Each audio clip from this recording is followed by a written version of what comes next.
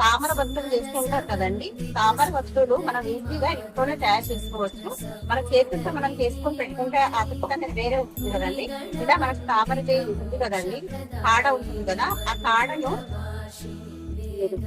ఇలా తీసుకుంటే ఇలా వస్తుందండి. ఇలా తీసేసినప్పుడు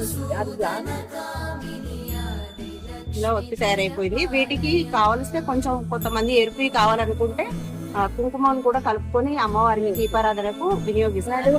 ఇలా చేసుకొని పాలల్లో కూడా కలిపి పెట్టుకుంటారండి.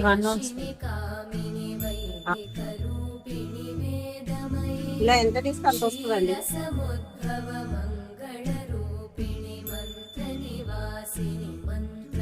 కొంతమంది మామూలు పైడి పత్తి ఉంటుంది కదా, ఆ పత్తిలో కూడా కలిపేసి పెట్టుకుంటూ ఉంటారు.